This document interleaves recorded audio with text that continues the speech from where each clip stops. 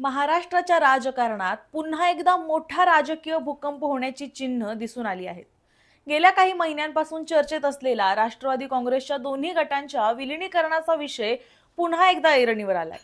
काही दिवसांपूर्वीच ही चर्चा थंडावल्याचं चित्र होतं, पण आता दिल्लीत घडलेल्या सलग राजकीय भेटींनी या चर्चेला पुन्हा जोर चढलाय.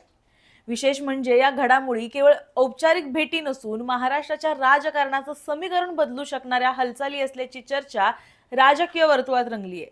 त्यामुळे आता प्रश्न एकच विचारला जातोय, राष्ट्रवादी काँग्रेसच्या दोन्ही गटांचं विलिनीकरण अखेर अंतिम टप्प्यात पोहोचलंय का?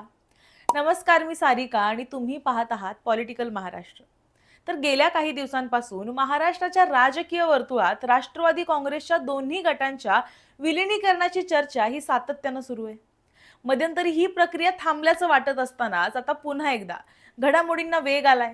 कारण दिल्लीत पार्थ पवार आणि प्रफुल्ल पटेल यांनी शरद पवारांची भेट घेतल्याची माहिती आता समोर येते. या भेटीनंतर विलिनीकरणाच्या चर्चांना पुन्हा उधाण आलंय. या भेटीचं महत्त्व आणखी वाढण्याचं कारण म्हणजे त्याच्या आदल्याच दिवशी शरद पवार यांनी संसदेत पंतप्रधान नरेंद्र मोदी यांची भेट घेतली होती. या दोन्ही नेत्यांमध्ये बराच वेळ चर्चा झाली. त्यानंतर लगेचच पार्थ पवार आणि प्रफुल्ल पटेल यांनी शरद पवारांची भेट घेतल्यानं या सर्व घडामोडी एकमेकांशी जोडून पाहिल्या जात आहेत. त्यामुळे मोदींच्या भेटीनंतर राष्ट्रवादीच्या विलिनीकरणाच्या प्रक्रियेला गती मिळाल्याचा अंदाज व्यक्त केला जातोय. दरम्यान लोकसभा मतदारसंघ पुनर्रचना विधेयकाच्या पार्श्वभूमीवर शरद पवार यांच्या राष्ट्रवादी काँग्रेस शरदचंद्र पवार पक्षाच्या एनडीए मध्ये जाण्याची चर्चा देखील आता रंगली आहे. भाजपच्या वरिष्ठ नेतृत्वानं शरद पवारांच्या गटानं आधी अजित पवारांच्या राष्ट्रवादीत विलीन व्हावं आणि त्यानंतर एनडीए मध्ये प्रवेश करावा अशी अट घातल्याची माहिती आहे. मात्र या विलिनीकरणाला सुनेत्रा पवार यांचा विरोध असल्याच्या चर्चा सुद्धा आपण ऐकल्यात. अशा परिस्थितीत पार्थ पवार आणि प्रफुल्ल पटेल यांनी दिल्लीत जाऊन शरद पवारांची घेतलेली भेट ही अत्यंत महत्त्वाची मानली जाते. विशेष म्हणजे एबीपी माझाशी बोलताना प्रफुल्ल पटेल यांनी ही भेट झाल्याचं मान्य सुद्धा केलंय. याच दरम्यान आणखी एक महत्त्वाची घडामोड समोर आली आहे.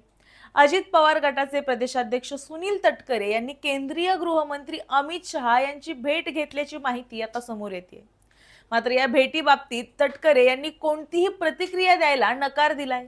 दिल्लीत झालेल्या या सलग राजकीय भेटी, वाढलेल्या हालचाली आणि नेत्यांच्या मौनामुळे राष्ट्रवादी काँग्रेसच्या दोन्ही गटांच्या विलिनीकरणाची प्रक्रिया आता अंतिम टप्प्यात पोहोचल्याची चर्चा अधिकच जोर धरू लागली आहे.